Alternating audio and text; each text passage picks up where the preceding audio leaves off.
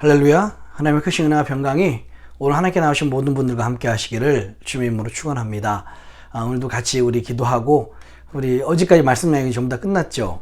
오늘은 이제 얼마 있으면 웨슬리, 우리 감리교회 아버지고 창시자인 존 웨슬리가 회심한 5월 24일 그 회심 주일이 또 오순절이 다가오고 있습니다. 그래서 우리 존 웨슬리 그리고 감리교가 말하는 그 구원론에 대해서 오늘하고 내일까지 같이 우리 잠시 살펴보고 같이 은혜를 나눴으면 좋겠습니다. 같이 우리 기도하고 시작하도록 할게요. 기도하겠습니다. 참 고마우신 아버지 하나님, 하나님의 놀라운 은혜 감사드립니다. 말씀 예약을 통하여서 살아서 역사하시는 하나님을 만나게 하시고, 또 그 하나님과 동행하며 그 하나님이 나를 지켜주신다, 결국 나를 최고의 인생으로 인도하신다는 그런 믿음을 주시니 감사합니다. 하나님, 오순절을 준비하며 성령 강림의 그 사건을 사모합니다. 우리 가운데 다시 한번 하나님의 영을 부어주신 은혜가 부흥이 일어나는 역사가 있게 하여 주시옵소서. 오늘 이 말씀을 통해서 사랑하는 성도님들에게 하나님의 은혜가 전달될 것을 기대하옵고, 이 모든 말씀을 사랑하신 예수님 이름으로 간절히 기도합니다. 아멘. 우리 같이 나누신 하나님의 말씀은요, 에베소서 2장입니다. 에베소서 2장 8절이요. 신약성경 311페이지입니다. 에베소서 2장 8절입니다. 한 절인데요. 한번 한 목소리로 같이 읽어보도록 하겠습니다. 신약 311페이지요. 같이 읽습니다. 시작. 너희가 그 은혜를 인하여 믿음으로 말미암아 구원을 얻었나니 이것이 너희에게서 난 것이 아니요 하나님의 선물이라. 아멘. 한 번 더 읽을게요. 너희가 그 은혜를 인하여 믿음으로 말미암아 구원을 얻었나니 이것이 너희에게서 난 것이 아니요 하나님의 선물이라. 아멘. 자, 말씀드렸듯이 이제 5월 24일이 되면 존 웨슬리가 회심한 그 기념하는 날이 됩니다. 과연 감리교의 구원은 어떤 것인가, 존 웨슬리가 말하는 그 구원은 무엇인가에 대해서 한 내일까지 이틀에 걸쳐서 우리 같이 살펴봤으면 좋겠습니다. 왜냐하면 한국 교회들, 또 이민교회들조차도 한국에서 신앙생활을 하셨던 분들은 많이들 감리교회 다녀도 실은 순복음에 다녀도 장로교적인 그 구원론에 젖어 있습니다. 왜냐하면 그 선교 초기 때부터 장로교가 한국에서 조선 땅에서 굉장히 큰 역할을 차지했었고 또 큰 영향력을 지금까지 주고 있기 때문에 뭐 장로교나 리폼드 이런 교회가 아니더라도 심지어 감리교의 교리를 따르고 있는 어떤 교단이 있을까요? 감리교, 성결교, 뭐 나사렛교, 구세군교, 순복음교, 오히려 더 많은 교단들이 오순절 쪽 합쳐서 세계에 더 많은 사람들이 이 감리교 교단과 교리를 따르고 있는데 한국에 계시는 또 한국에 있는 교회들은 유독 장로교적 구원론과 장로교적 구원의 그 사상에 젖어 있습니다. 그래서 이번 기회를 통해서 장로교의 그 구원론이 아닌 그 예정론이 아닌 감리교가 말하는 잔 웨슬리가 말했던 그 구원론은 과연 어떤 것인가? 여러분들 잘못 알고 있고 오해하고 있는 것들을 조금 더 바로 잡고 또 혹시 몰랐던 부분들을 같이 나누는 시간들이 되었으면 좋겠습니다. 저조차도 한 중학교 고등학교 때 장로교회를 다녔어요. 그래서 장로교적인 그런 사고와 그 신앙이 저한테도 베이스가 있습니다. 그래서 공부하면서 제가 오해했던 부분들 그리고 깨달은 부분들이 있는데요. 그 부분들을 같이 나눴으면 좋겠습니다. 여러분, 우리가 사는 세상을 보면 참 하나님이 지으셔서 아름답고 참 감사한 일이지만 왠지 뭔가 이거는 아니다. 이거는 정말 하나님이 이렇게 지으시지는 않았을 것이다 라는 생각들이 있습니다. 계속해서 증오범죄라든지요, 또한 이 팬데믹의 그 코로나 바이러스의 많은 요인을 환경학자들이나 많은 과학자들이 지구온난화에서 많이 찾기도 합니다. 또 많이 분열과 갈등과 폭력과 이런 모든 것들을 보면 참 이 세상 자체는 하나님이 지으신 거 맞지만 인간의 죄로 말미암아 많이 그들이 타락하고 이 참 깨지고 상한 세상 가운데 우리가 살고 있다라는 것을 알고 있습니다. 예, 맞습니다.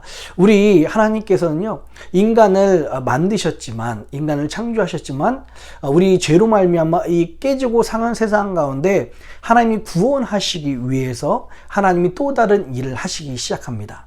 그래서 오늘 본문에 뭐라고 말씀하고 있습니까? 너희가 그 은혜를 인하여 믿음으로 말미암아 구원을 얻었나니 라고 이렇게 이야기를 하고 있어요.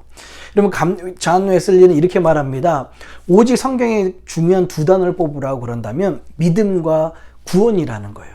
왜냐하면 하나님의 구원의 역사, 인간을 회복시키려는 역사가 이 성경의 역사고요. 오직 그 구원은 믿음으로 말미암아 가능하기 때문이다 라고 그렇게 이야기를 하고 있습니다. 우리가 오직 그 예수님을 믿는 그 믿음으로 말미암아 우리 구원을 받을 수가 있게 되는 거죠. 하나님이 이 깨지고 사는 세상을 회복시키는 방법은 믿음으로 우리에게 구원을 주신 일이다 라고 그렇게 이야기를 해요. 그러면 과연 구원은 믿음은 무엇이고 믿음으로 구원을 받는다는 것은 무엇인가? 이 두 가지를 살펴보면 좋을 것 같습니다. 이 잔 웨슬리는요, 믿음이 무엇인가 라는 이야기에 믿음은 단순히 교회에 다녀서 지금 죽어도 천국 간다, 천국에서나 들어가서 죽어서나 천국 가는 그런 것들을 믿음이다, 장래에 일어날 일들을 믿음이다 라고 말하지 않았습니다. 오늘 본문에 뭐라고 말씀하고 있어요? 너희가 그 은혜로 인하여 믿음으로 말미암아 구원을 얻었나니 라고 이야기하고 있습니다. 이 구원의 사건, 이 믿음의 사건은요, 단순히 미래에 있을 사건이 아니라 지금 현재의 사건이라는 겁니다. 믿음이 가지신 분들은 우리가 지금 이 땅에서도 구원의 삶을 살 수밖에 없고요, 구원의 은혜를 지금 누리고 있다라는 것을 이야기를 하고 있습니다. 이렇게 상하고 깨진 세상을 하나님이 믿음을 말미암아 구원을 이루는 역사, 구원의 순서들을 이루고 있습니다. 제가 잔 웨슬리가 말하는 그 구원론, 구원의 순서, Orders of Salvation에 대해서 잠깐 설명을 드리겠습니다. 우리 창세기 1장에 보면은 하나님께서 천지를 창조하시죠. 특별히 인간을 하나님의 형상대로 지었습니다. 그리고 인간에게 특별한 사명을 맡기는데 생육번성 땅에 충만하라 뿐만 아니라 이 땅을 정복하고 다스리라 말씀하고 있잖아요. 그래서 정복하고 다스리라 말씀은 우리가 우리 마음대로 쓰라는 이야기가 아니라 선한 청지기로서 이 땅을 예수님이 오실 때까지, 하나님이 다시 찾을 때까지 잘 관리하라라는 그런 의미입니다. 이렇게 하나님이 만드시고 천지를 만드시고 우리 인간을 하나님의 형상대로 지으시고 우리 인간을 이 땅 가운데 청지기로 삼으신 이것 자체를 하나님께서는 심히 기뻐하셨습니다. 이 세상을 보면서, 만드신 세상을 보면서 정말 기뻐하셨습니다. 그런데 안타깝게도 인간은 죄를 짓고 말죠. 아담과 하와의 원죄의 사건이 창세기 3장에 나와 있습니다. 그래서 아담과 하와의 죄로 말미암아, 인간이 죄로 질 말미암아 모든 세상은 부패했었고 타락할 수밖에 없습니다. 결국은 부패하고 타락한 우리 인간은요, 우리의 힘으로는 도저히 하나님을 찾을 수도 없고요, 우리의 힘으로는 도저히 구원받을 수 없습니다. 여러분, 여기까지는 장로교의 교리와 장로교의 구원론과 똑같습니다. 어떤 장로교회 분들이나 어떤 리폼드 신학자분들은 우리 감리교는 부분 타락만 주장한다라고 그렇게 이야기하지만 그렇지 않아요. 성경에 나와 있는 존 웨슬리가 말하는 그 구원론은 하나님의 형상대로 지은 창조되었지만 우리는 전부 다 죄로 말미암아, 원죄로 말미암아 전적으로 타락하고 전적으로 부패했다라고 분명히 이야기를 하고 있습니다. 도저히 자기의 힘으로는 하나님을 찾을 수도 없고요, 자기의 힘으로는 하나님을 만날 수도 없는, 부를 수 없는 그만큼 전적으로 타락하고 부패한 우리 인간들에게 그럼 하나님께서 어떻게 믿음을 주시고 구원의 일을 이루어 가십니까? 장로교는 여기에서 뭐라고 이야기하냐면 예정론을 이야기합니다. 그래서 택자와 피택자, 어떤 사람이 하나님이 이미 예전부터 만세전부터 구원받을 사람을 이미 정하셨고 구원받지 못할 사람을 이미 정하셨다. 이 예정론, 운명론이다 라고 그렇게 이야기를 하는 경우들이 있습니다. 그런데요, 감리교는 그렇지 않아요. 존 웨슬리의 그 경험에 따르면 이렇게 이야기를 하고 있습니다. 하나님께서는요, 우리 인간들에게 모두에게 은혜를 주고 계십니다. 모두에게 은혜를 주시는 거예요. 그것을 뭐라고 이야기하냐면 선행하시는 은혜, 선행은총이라고 그렇게 이야기를 해요. 그래서 우리 힘으로는 도저히 하나님을 찾을 수 없지만 우리 모든 사람들에게 하나님께서는 이렇게 주파수를 날리고 있는 겁니다. 전파를 날리고 있는 겁니다. 그것에 맞춰서 반응하는 인간들, 순종하는 인간들은 더욱 하나님의 은혜를 체험하게 되고 하나님을 더욱 사모하게 되지만, 순종하지 못하고 그것을 깨닫지 못하고 불순종하는 사람들은 하나님이 우리에게 은혜를 주심에도 불구하고 그것을 깨닫지 못하고 오히려 죄악의 길로 가게 된다는 것입니다. 바로 믿지 않는 사람들에게 일어나는 하나님을 점점 느끼게 하려는 그 성령의 역사가 이 선행하신 은혜다라고 이야기를 하고 있어요. 누구를 택하고 누구를 안 택하고가 아니라 하나님은 모든 사람들에게 은혜를 주시지만 그 은혜에 그 전파를 받고 순종하는 사람들에게 그 다음 은혜를 주시고 더 큰 은혜를 사모하게 하신다라는 것을 이야기를 하고 있습니다. 그러나 이 선행하신 이 선행하신 은혜, 이것만으로는 구원을 받을 수 없고요, 이것만으로는 믿음이라고 말하지 못합니다. 오히려 여기에서 머물면요, 어떤 일들이 일어날까요?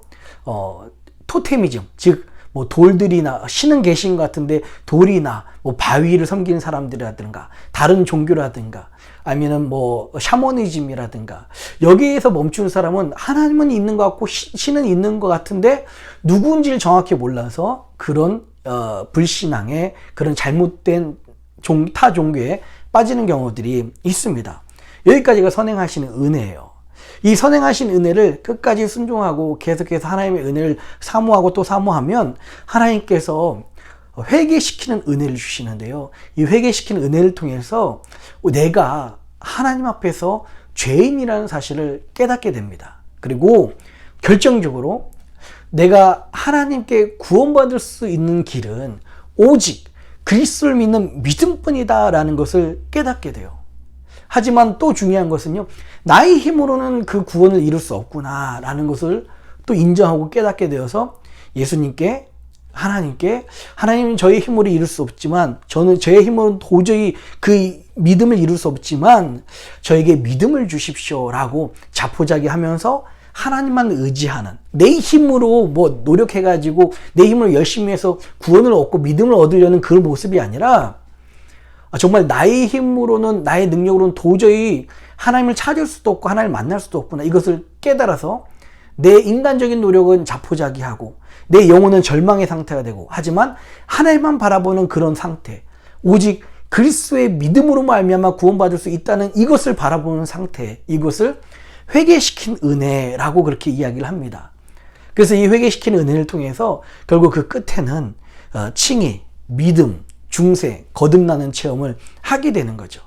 바로 이 칭의와 믿음과 중생이 성화의 시작이 되고, 이제 성화와 영화, 글쎄 완전 이런 단계가 되는 겁니다. 오늘은 이 중생, 칭의, 믿음까지만 같이 이야기를 나눴으면 좋겠어요. 여러분, 그 존 웨슬리의 개인적인 경험을 보면 존 웨슬리가 똑같이 이런 인생을 살았습니다. 어떻습니까? 그는 태어날 때부터 목사의 자녀로서 정말 입에 십자가를 밀고 태어났죠. 모태신앙 중에 모태신앙이었습니다. 또 존 웨슬리도요, 목사님으로서, 신학대학 교수로서, 여러 가지 선교사로서 믿음을 갖기 위해서 열심히 노력을 했습니다. 그리고 자기가 믿는 줄 알았습니다. 그리고 자기가 대단한 믿음을 가진 줄 알았습니다. 그런데 뒤돌아보니까 내 노력으로, 이제까지 내 열정으로, 내 행위로 가지려고 했던 그 믿음이었던 거예요. 자기는 이미 목사고 선교사고 신학 교수였지만 뒤돌아보니 내가 갖고 있는 믿음은 진짜 믿음이 아니었던 것입니다. 오직 어떤 걸로 말미암아 믿음을 갖출 수 있어요?